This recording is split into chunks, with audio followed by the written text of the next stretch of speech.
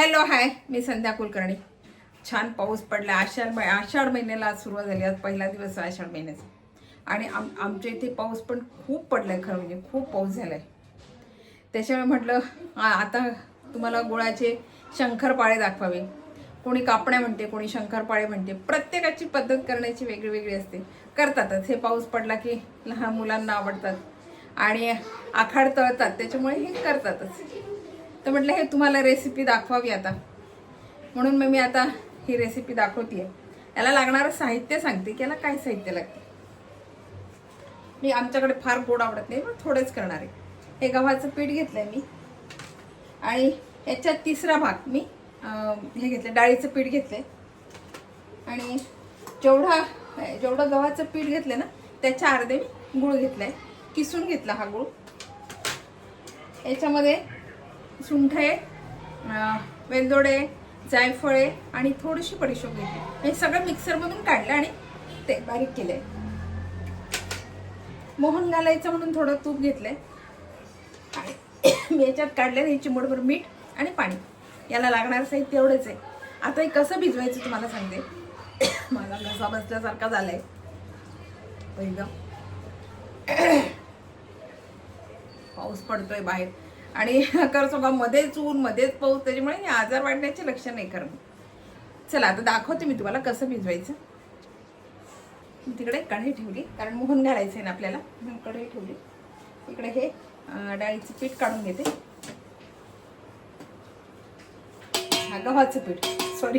गव्हाचं पीठ काढलं आणि त्याच्यामध्ये आता हे डाळीचं पीठ, हरभऱ्याचं डाळीचं पीठ घालते.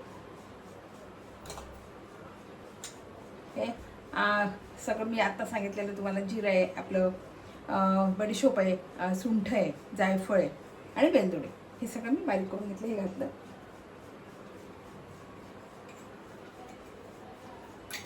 आणि याला चिमटभर मीठ घालते. थोडं प्रमाण मिठाचं घातलं. इकडे आम्ही कढई ठेवली. आता याच्यामध्ये हे तूप सगळं टाकून घेते. तूप छान गरम करते.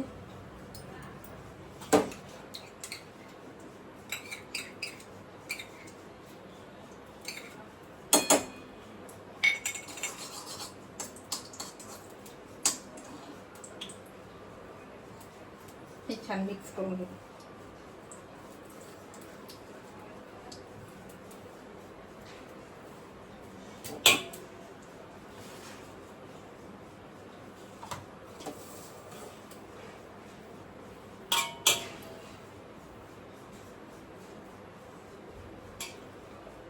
तूप छान गरम झाले.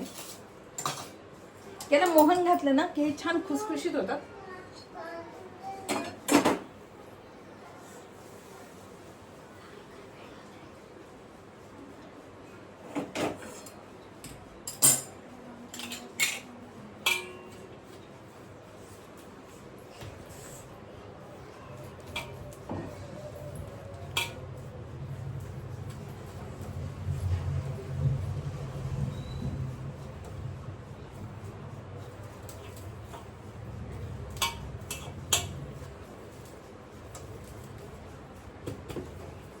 आणि आता ना मी हा जो गुळ आहे याचं छान पाणी करून घेते.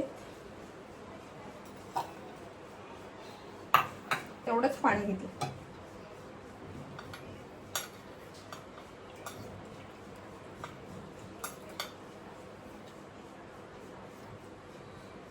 तेवढंच पाणी घेतलं आणि आता बघा छान मिक्स करते गुळाचं पाणी.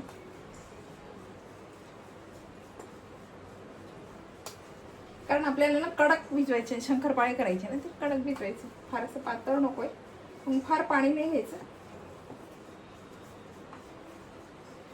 एवढं सगळं घालायचं आणि मग खूप फिक्के, मग ते आपण वाटत ते गोड खातोय म्हणून.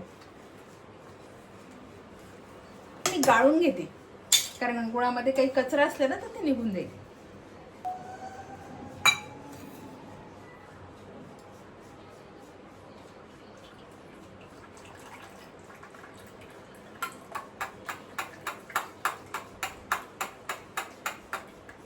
हे सगळं गाळून घेतलं. आणि आता हे छान ना बघा, छान आधी, कारण आपण तूप टाकले ना, थोडंसं थंड होऊ दिलं, कारण खूप गरम होतं, तुम्हाला हे करता येत नव्हतं, म्हटलं तोपर्यंत गुळाचं पाणी करावं.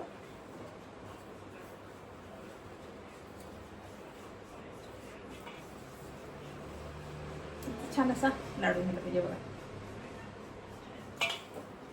इतकं मौन घालायचं, फार नाही घालायचं. भिजवून घेते मी.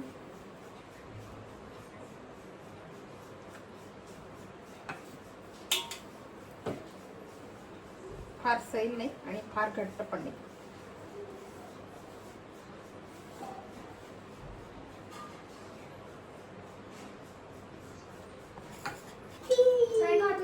आणि आता बघा, हा छान मी घट्ट गोळा भिजवून घेतला.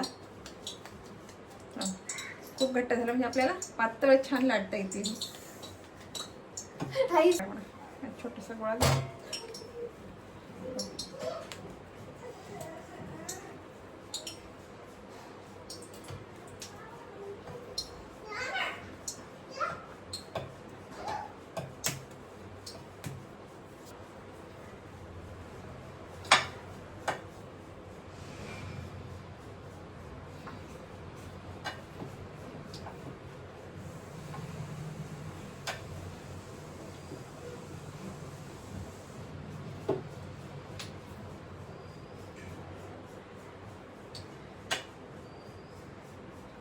आणि छान आता पोळी लाटून घेते मी बघा.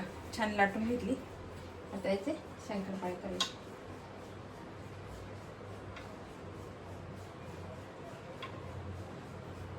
आपल्याला पाहिजे तो आकार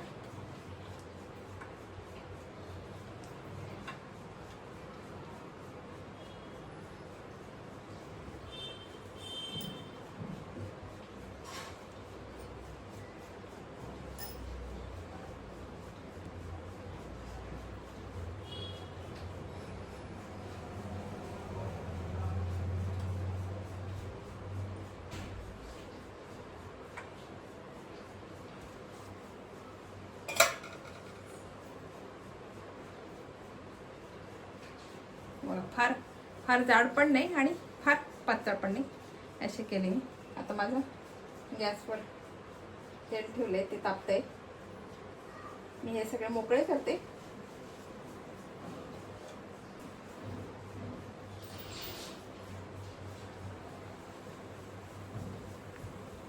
आणि आता छान तळून घेते.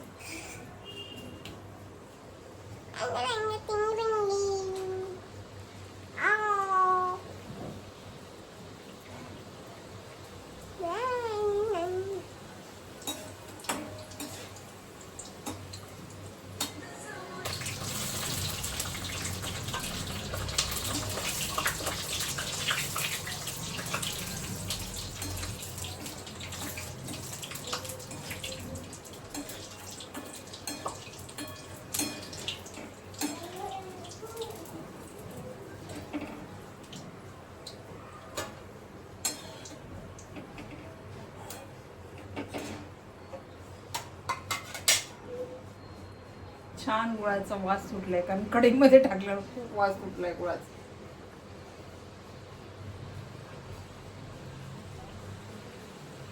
आणि फार जाड नाही, फार मीडियम आहे, त्याच्यामुळे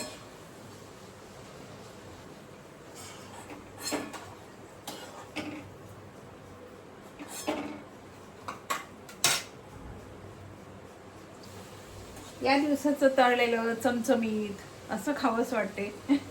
गोड म्हणा, तिखट म्हणा, असं खावंच वाटते. आणि गरम गरम, शिवाय गरम गरम पाहिजे.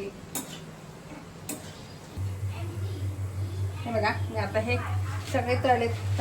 तुम्हाला आवाज येत असेल कदाचित. ते बघा, अजून थोडे गरम आहे, पण इतके खुसखुशीत झाले नाही. थोडेसे मी लालसर मुद्दाम काढले. हे बघा, इतके खुसखुशीत झाले नाही. आणि तोंडात टाकले की विरघळतात, कारण याच्यामध्ये आपण डाळीचं पीठ घातलंय. हे बघा, मी तुम्हाला असं पण करून दाखवतो. तरी हा खूप गरम आहे बरं का, थंड दाखवते एखादा.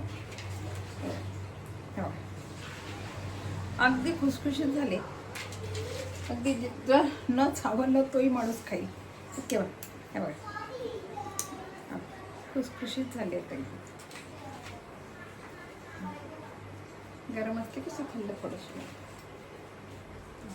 छान अगदी लगेच चुरा होता याचं दाखवते मी तुम्हाला मला.